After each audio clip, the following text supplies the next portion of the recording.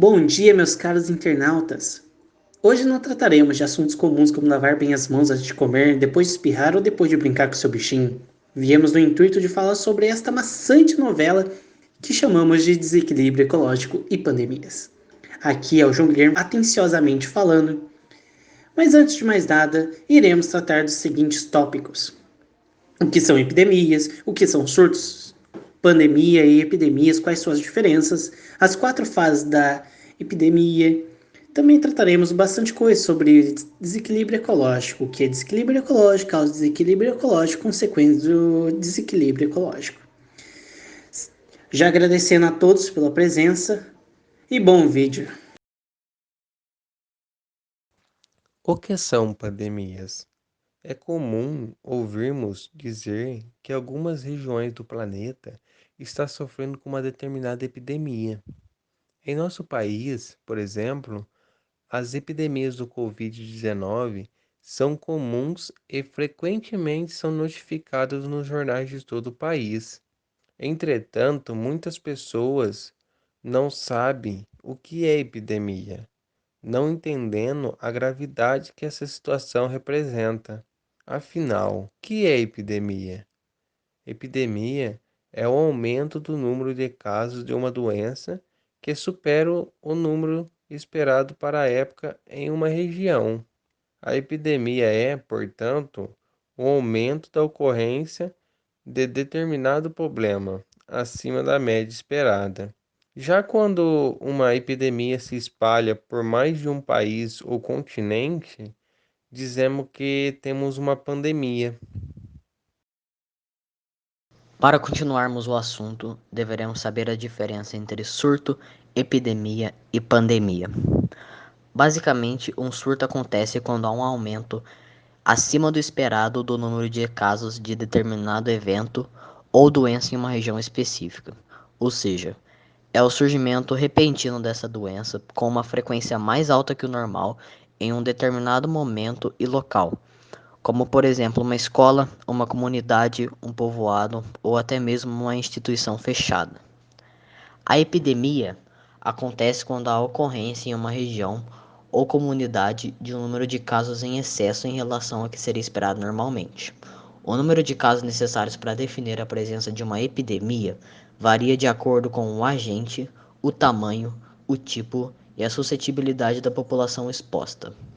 Ao nível municipal, pode ocorrer quando diversos bairros apresentam certa doença. Ao nível estadual, quando diversas cidades apresentam a doença. E ao nível nacional, quando a doença acomete diversas regiões do país. Já a pandemia acontece quando uma epidemia atinge vários países de diferentes continentes, se estendendo a níveis mundiais. Por isso é o pior dos cenários. Afeta um grande número de pessoas, com transmissão sustentada de novos casos nesses locais. 4 fases de uma epidemia. Preparação e alerta. A OMS recebe o alerta para o surgimento de uma síndrome diferente em propagação num território. É nesse estágio que o país se organiza para receber e tratar os primeiros casos. Contenção. A partir da chegada dos primeiros casos importados, começa a se garantir o isolamento rápido e o monitoramento de todas as pessoas que tiveram contato com infectados. Transmissão sustentada. Quando os casos importados começam a aumentar muito e pessoas assintomáticas ou com sintomas brandos continuam circulando no território, o vírus se propaga e fica impossível rastrear todas as pessoas que tiveram contato com o infectado. Normalmente só se percebe esse estágio a partir do surgimento de um quadro grave. Recuperação. Após conseguir reduzir bastante os casos de transmissão, as atividades podem voltar ao normal, mas a doença continua presente na população, como é o caso da gripe comum.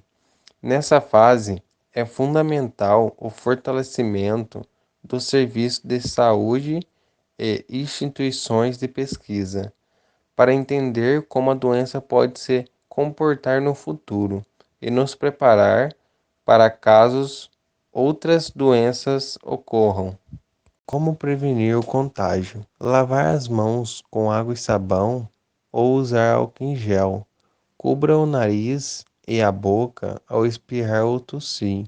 Evite aglomerações se estiver doente. Mantenha sempre os ambientes bem ventilados e nunca compartilhe objetos pessoais.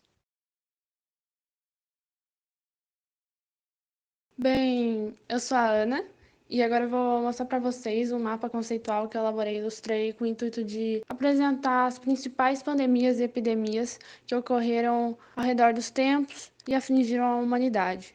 A peste negra. A peste negra, ou peste bubônica, matou 50 milhões de pessoas na Europa e na Ásia, acabando com pelo menos um terço da população francesa durante os anos de 1333 a 1351. Como sintomas, as vítimas costumavam ter tosse, diarreia, dores, inchaço e manchas negras na pele, que foram responsáveis pelo seu nome popular, peste negra. As máscaras, como essa que eu estou desenhando, eram utilizadas pelos médicos que usavam porque acreditavam que essas máscaras seriam capazes de evitar com que eles sentissem o cheiro forte e podre das ruas e das pessoas, porque eles realmente acreditavam que era esse cheiro que transmitia a doença. Elas tinham um conjunto de ervas e especiarias na ponta, entre o nariz deles e essa ponta um pouco mais esticada, e era por aí que eles respiravam. E era dessa forma que eles se vestiam diariamente, tudo com o intuito de tentar evitar pegar a doença. Mas a ciência evoluiu e descobriu que, na verdade, eles estavam enganados, né? Na verdade, a causa da doença era uma bactéria chamada Yersinia pestis, que se alojava em pulgas de ratos e também piolhos de humanos. E como tudo era bem sujo, tinham muitos, a doença se espalhou muito rápido. A cólera. Bem, a cólera ela já era um grande problema para os indianos. Eles já tinham pessoas morrendo com essa doença diariamente fazia um tempo. Mas entre 1814 e 1824, as coisas pioraram bastante, porque o comércio acabou se intensificando bastante na China, Oriente Médio, África do Sul e Europa. Com isso, muitas pessoas acabaram contraindo a doença que era transmitida através da água e de alimentos contaminados, e centenas de milhares de pessoas morreram. Tuberculose. Sinais dessa doença já eram encontrados há 7.000 anos atrás em múmias e esqueletos antigos. Porém, essa doença, considerada altamente contagiosa, só teve seu combate acelerado em 1882. Seus sintomas incluem dores no peito, tosse com sangue ou crônica, dores corporais, febre e às vezes também perda de peso. Afetando principalmente seus pulmões, é uma doença bacteriana infecciosa que se propaga por gotículas respiratórias no ar ou por saliva. No início da pandemia do século 17, ela matou 1 em cada 7 pessoas infectadas. E mesmo no fim do século 19, 10% das mortes nos Estados Unidos eram causadas por tuberculose. Mesmo atualmente, com tratamento, ainda mata 2 milhões de pessoas por ano, sendo um grande problema para o Brasil e países mais pobres. Varíola. Matando 300 milhões de pessoas pelo mundo, a varíola chegou a atormentar até grandes figuras históricas, como o faraó egípcio Ramsés II, a rainha da Inglaterra Maria II e o rei Luís XV. A varíola já era um grande problema na Europa, mas se difundiu ainda mais durante a colonização. Estima-se que antes da colonização tinha-se por volta de aproximadamente 100 milhões de pessoas vivendo na América, e durante o período de colonização esse número tenha se reduzido para algo entre 10 a 5 milhões. Isso se dá também, pois com os colonizadores vieram várias doenças que o sistema imunológico indígena não estava preparado, entre elas a varíola. Enfim, após deixar aproximadamente 300 milhões de mortos, a doença causada pelo ortopox vírus foi extinguida do planeta em 1980, após uma vacinação em massa em 1796 feita pela OMS. Febre amarela. Com sintomas contando com febre alta, mal-estar, cansaço ou calafrios, náuseas, vômito e diarreia, a febre amarela chegou em massa a muitos países através de escravos africanos infectados.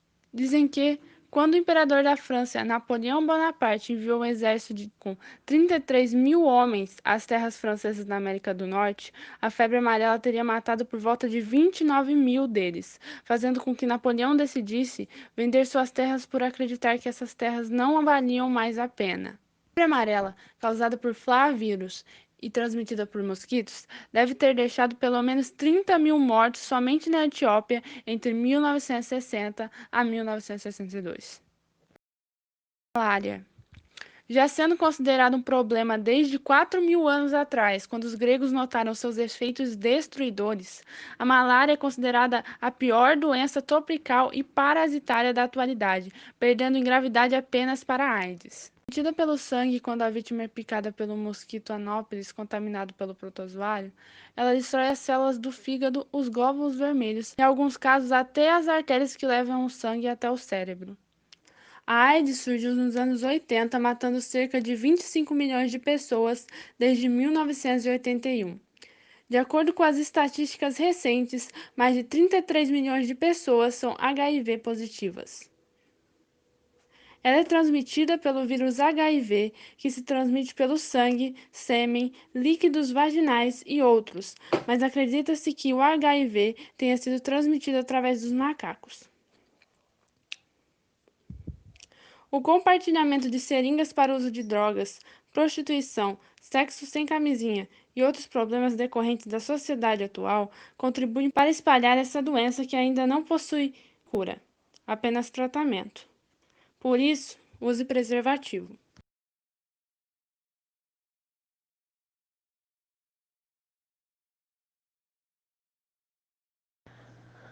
Antes de sabermos as causas e as consequências de um desequilíbrio ecológico, precisamos saber, primeiramente, o que é um desequilíbrio ecológico. E veremos isso agora. Quando há preservação dos ecossistemas sem ocorrência de distúrbios que ocasionem uma diminuição da diversidade de espécies ou danos aos recursos naturais, podemos dizer que há um equilíbrio ecológico.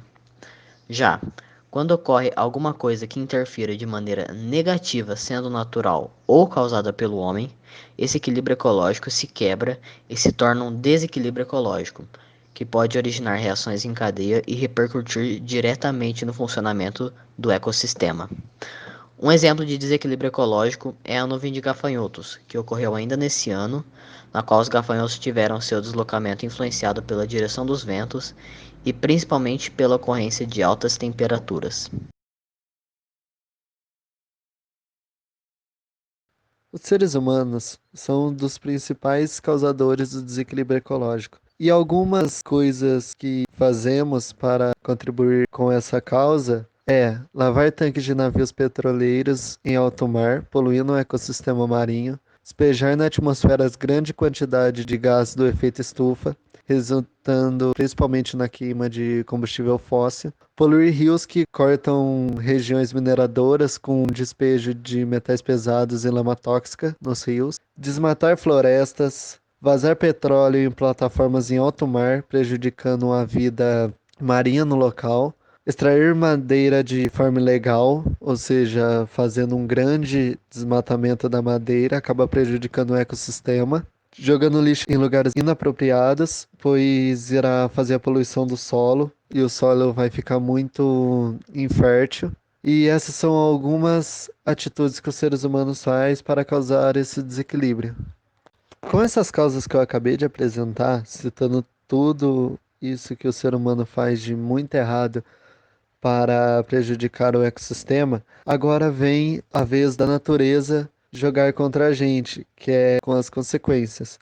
E uma das consequências que pode acontecer e podemos reparar que está acontecendo é o aumento de desastre natural, como terremoto, furacão, atividades vulcânicas e tsunami.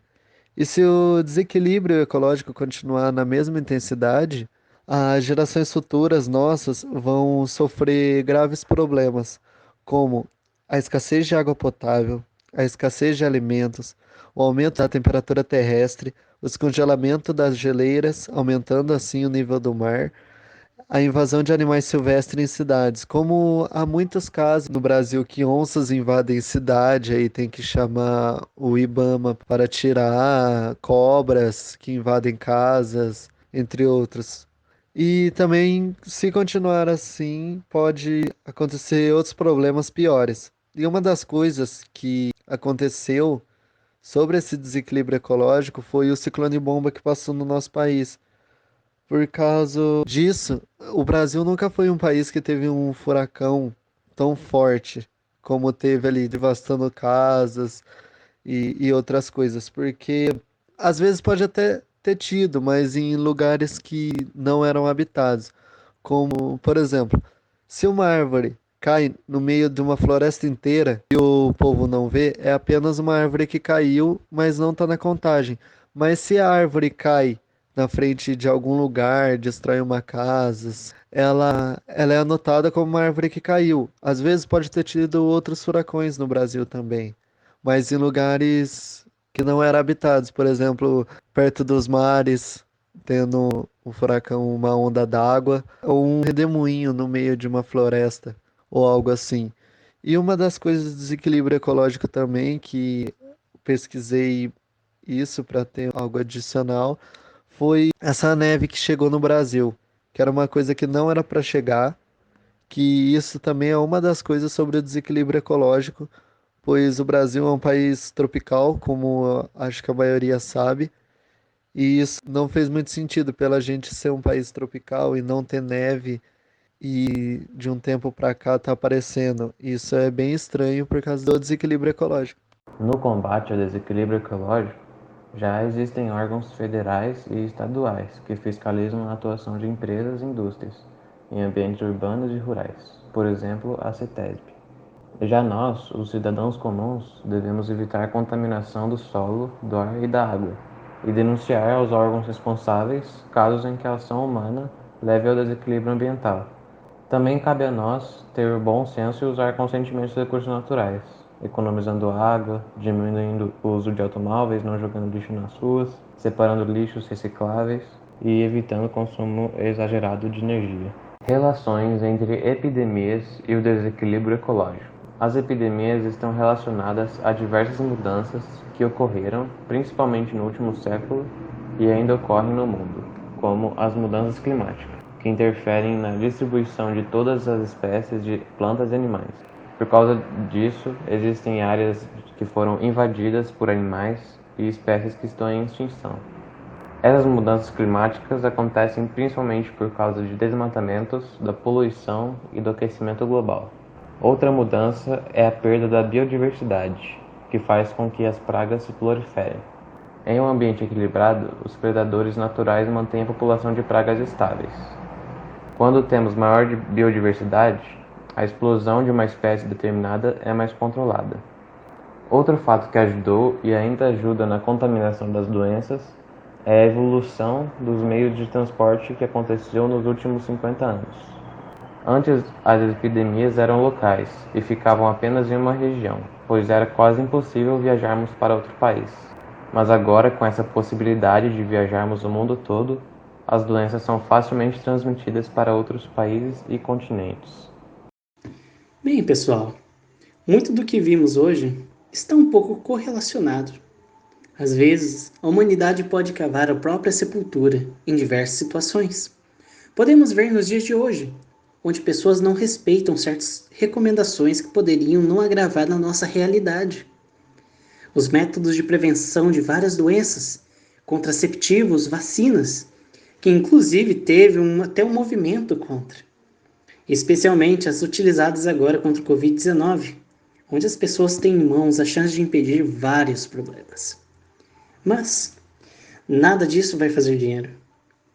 Das diversas queimadas feitas para limpar o pasto, pois isso, claro, não gasta dinheiro. Não gasta com a mão de obra que vai ser usada, ou até mesmo as máquinas que vão precisar. E queimadas feitas propositalmente para atacar e danificar florestas para fazer um pasto ou um solo para plantações, que sabemos que soja, gado fazem bastante dinheiro, né? Tudo porque vai fazer dinheiro. E por último, e não menos importante, as diversas curas e várias doenças que foram feitas, mas seu preço é alto propositalmente para você ir atrás de remédios que vão manter você gastando. Quer um exemplo? Vale mais a pena uma cura? Ah, vou colocar um preço alto lá na cura e tal. Não, tudo bem. Ou fazer o indivíduo gastar com remédio o resto da vida. Dinheiro. Essa é a chave que desencadeia tudo. O vilão da nossa história. Cabe a nós decidirmos se continuaremos essa tradição ou mudar o rumo do nosso mundo. E me digam, o que tem dentro de desenvolvimento de verdade? Aquele que passa por cima da natureza ou aquele que anda lado a lado com ela? Mais uma vez aqui quem fala é João Guilherme, desejando uma boa sorte nos campos de batalha e até a próxima.